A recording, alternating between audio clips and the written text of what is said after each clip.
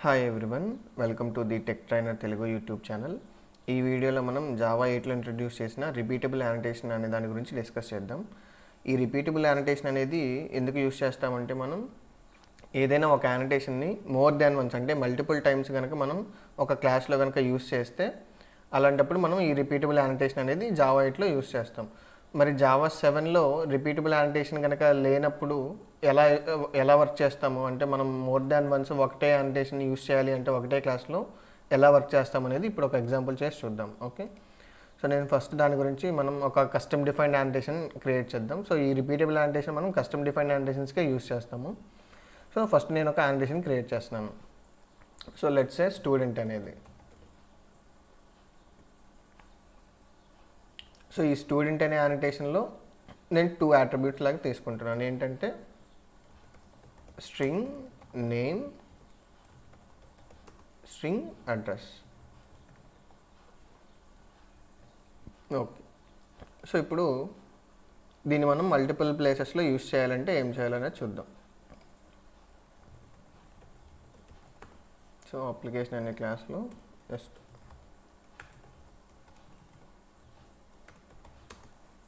Main method. Okay, so ఇప్పుడు application అనే class మీద ఆ స్టూడెంట్ అనే యానోటేషన్ యూస్ చేద్దామని అనుకుంటున్నాం. Okay, so @student name equal to Pavan, address equal to Kumar, right. మళ్ళీ @student name equal to Kumar. Okay, sorry, ఇది అడ్రస్ హైదరాబాద్, రైట్. ఓకే, ఇక్కడ address equal to Bengaluru. So ఇప్పుడు మనం ఒక 2 యానోటేషన్స్ క్రియేట్ చేసాం. అంటే ఒకటే యానోటేషన్ 2 టైమ్స్ యూస్ చేసాం, అంటే మోర్ దెన్ వన్స్. సో ఇప్పుడు మనం చూస్తే ఇక్కడ ఏం చెప్తుంది, duplicate annotation student. So repeated annotations are allowed only source level 1.8 or above అని చెప్పి అంటుంది. సో మరి మనం 7లో అంటే ప్రయర్ టు జావా 8 అంటే 7 వరకు యూస్ చేయాలంటే ఎలా వర్క్ చేసేవాళ్ళం అంటే, ఈ స్టూడెంట్ అనే యానోటేషన్స్ ఈ మల్టిపుల్ టైమ్స్ ఏదైతే మనం రిపీట్ చేసామో వీటిని ఒక కంటైనర్ యానోటేషన్లో మనం ప్లేస్ చేయాలి. సో అంటే ఇంకొక యానోటేషన్ మనం క్రియేట్ చేయాలి. సో ఇంకొక యానోటేషన్ ఏంటి అంటే స్టూడెంట్స్ అని చెప్పి క్రియేట్ చేస్తున్నాను. ఓకే, సో ఇది ఎక్కడ దీని రిటెన్షన్ వచ్చేసి రిటెన్షన్ పాలసీ రన్ టైమ్ అని చెప్పి అంటున్నాం. ఓకే, సో దీంట్లో ఏముంటాయి, స్టూడెంట్ యారే.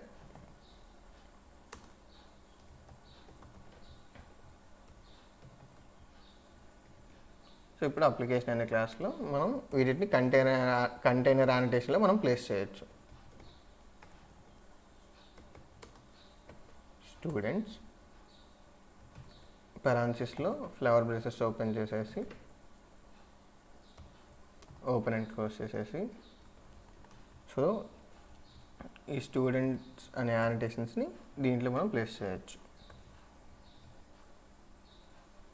ఇప్పుడు చూస్తే మనం వాల్యూ అనే అట్రిబ్యూట్ ఉండటం వల్ల మనం బై డిఫాల్ట్ ఇలా మనం యూస్ చేసుకోవచ్చు అనమాట. అంటే ఏంటి, ఇప్పుడు మనం మల్టిపుల్ యానోటేషన్స్ కనుక అంటే సేమ్ యానోటేషన్ మల్టిపుల్ టైమ్స్ కనుక మనం యూస్ చేసే పని అయితే, అంటే రిపీటెడ్గా యూస్ చేసే పని అయితే ఒకటే క్లాస్లో మనం జావా 7 వరకు ఏంటి అంటే వాటిని డైరెక్ట్గా యూస్ చేయలేం, మనం ఒక కంటైనర్ యానోటేషన్లో ప్లేస్ చేయాలి.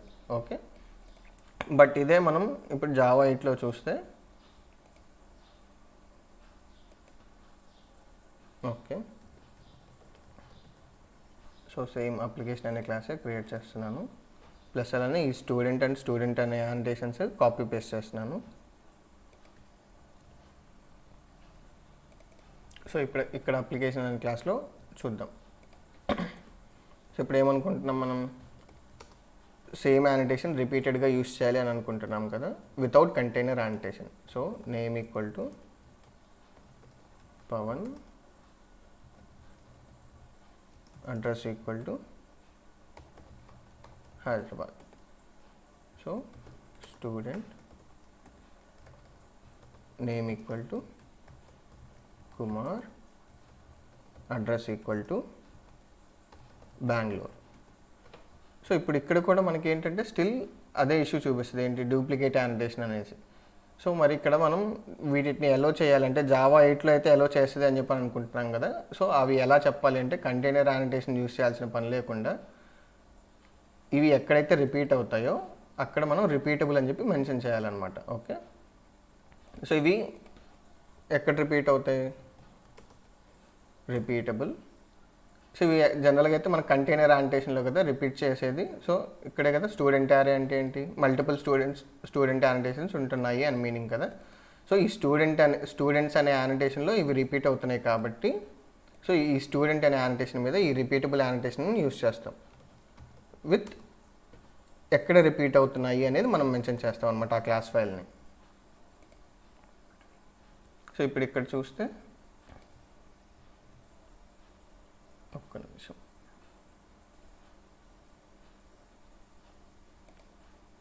ఓకే, సో మనం ఇక్కడ యాక్చువల్గా ఈ రిపీటబుల్ యానిటేషన్ మనం ప్రీవియస్ ప్రాజెక్ట్ అంటే జావా 7లో చేసిన దాంట్లో క్రియేట్ చేసాము.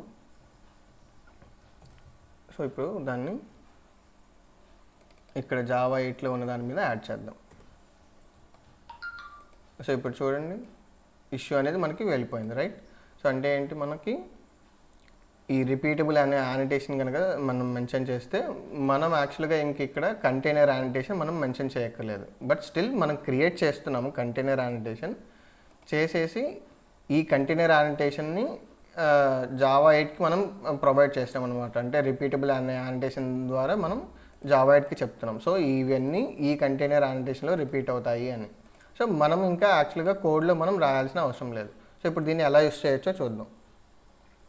సో ఇప్పుడు ఇవన్నీ ఏంటి, స్టూడెంట్ యానిటేషన్స్ కాబట్టి సో స్టూడెంట్ యారే వస్తుంది. Okay, student array students equal to, so ఈ క్లాస్ నేమ్ ఏంటి, దేని మీద డిక్లేర్ చేసాం మనం, అప్లికేషన్ అనే క్లాస్ మీద కాబట్టి so application dot class dot get annotations by type. So A type మనకి స్టూడెంట్ యానిటేషన్స్ కావాలి కాబట్టి సో స్టూడెంట్ డాట్ క్లాస్. ఇప్పుడు మనకి స్టూడెంట్ యారే వస్తుంది ఇక్కడ. సో ఎలా అట్రాక్ట్ చేయొచ్చు మనం, ఫర్ ఈచ్ లూప్ యూస్ చేసుకొని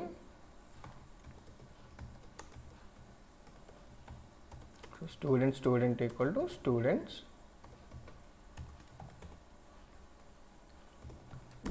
సో ప్రింట్లో మనం student dot name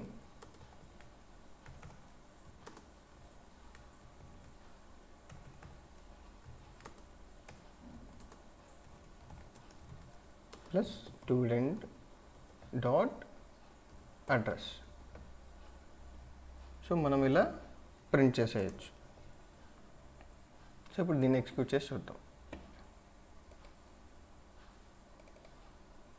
so print అయ్యాయి కదా.